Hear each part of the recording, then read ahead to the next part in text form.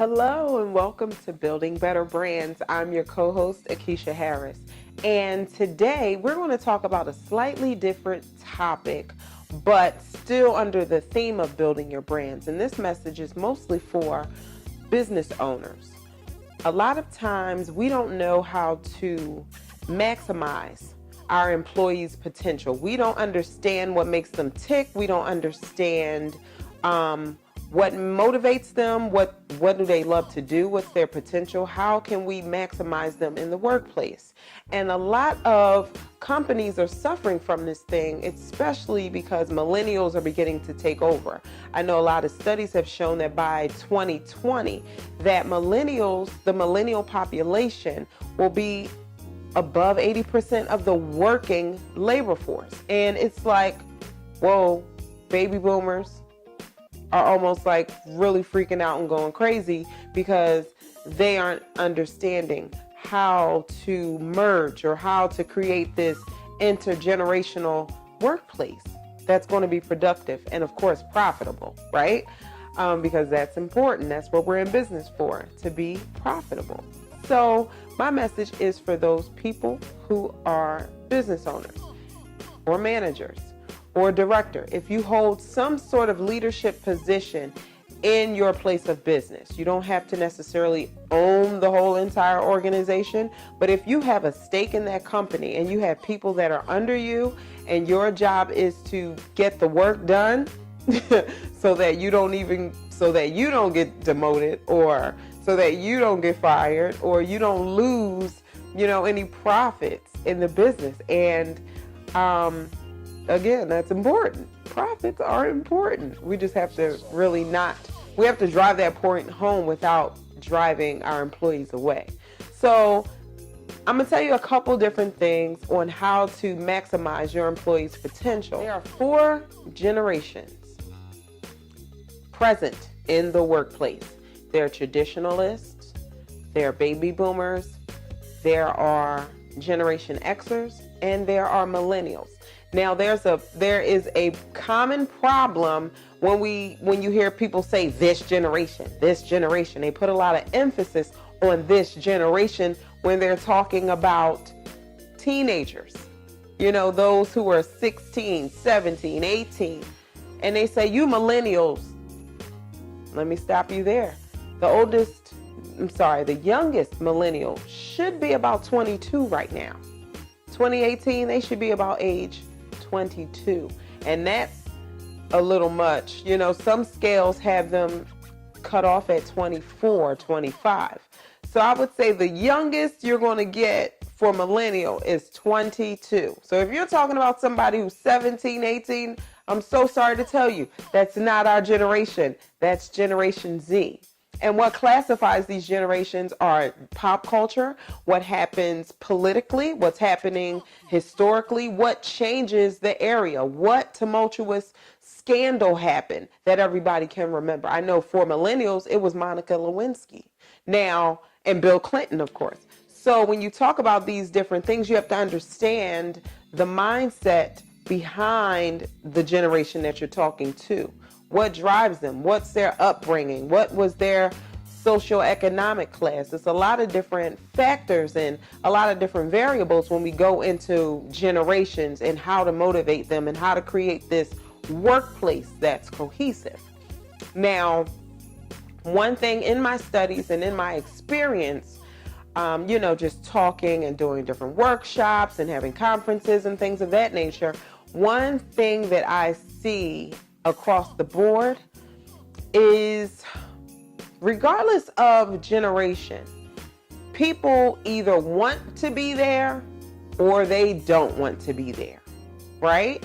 You have people who have been working this job forever and they love what they do. They're there on time. They stay late. They're always there for company parties. They're always there for company anything. They spend more time at the workplace than they do with their own families because they're so dedicated. They have so much what we call job loyalty and brand loyalty, which means it doesn't matter what goes on. Under this brand, you can count on person A, B, and C to be there, to show up, to advocate for whatever happens at this company.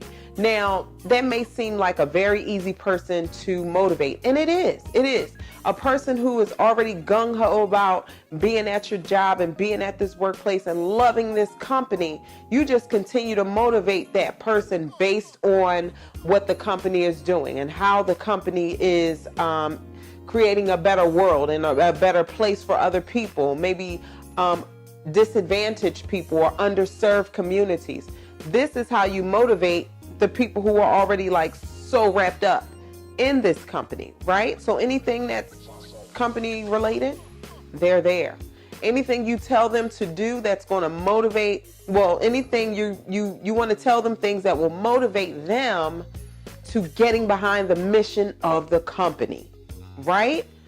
So easy, so simple. Now that same person can be turned off by somebody who's not motivated by the company. They're going to see you have two polarizing views, right?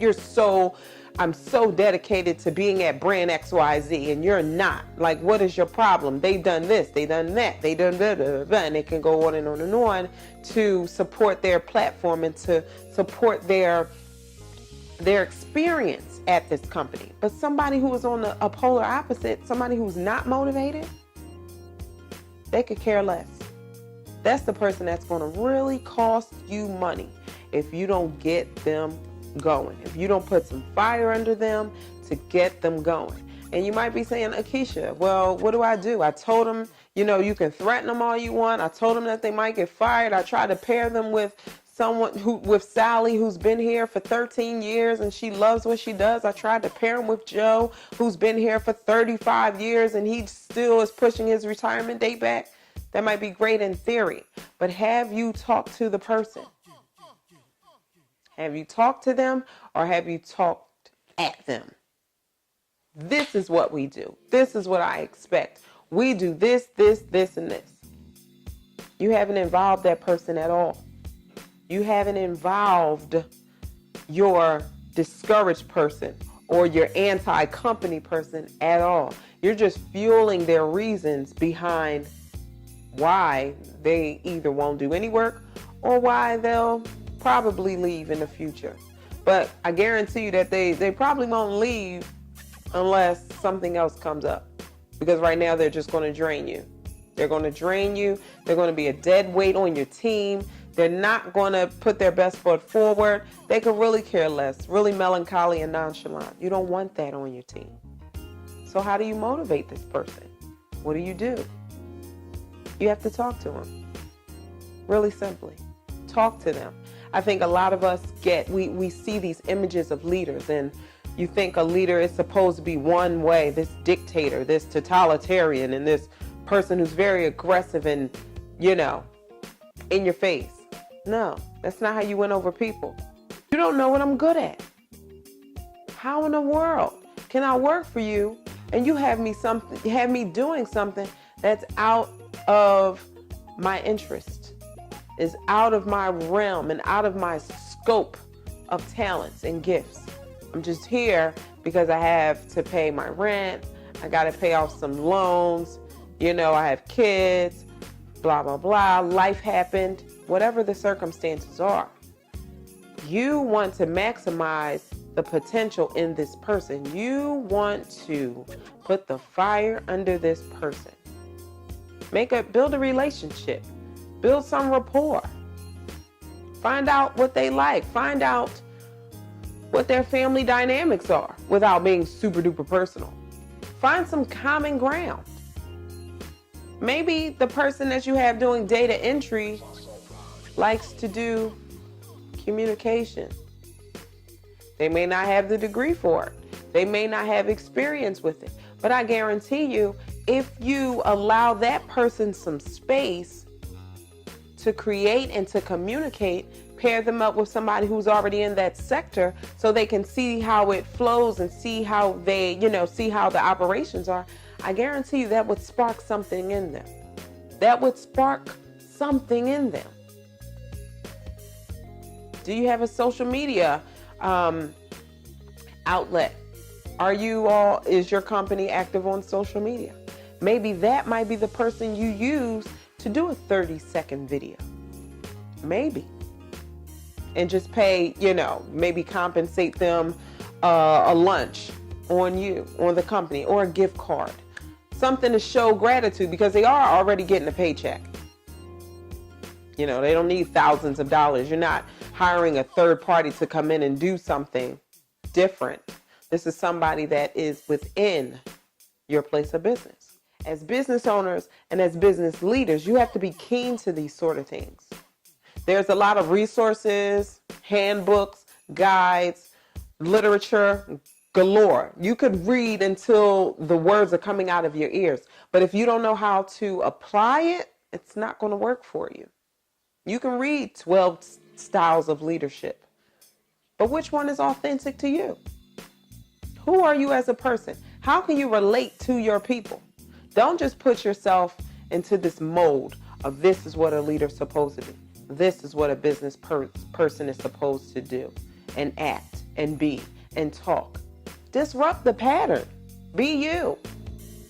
And I guarantee you, when your employees see you, that human part of you, it'll be easier to relate.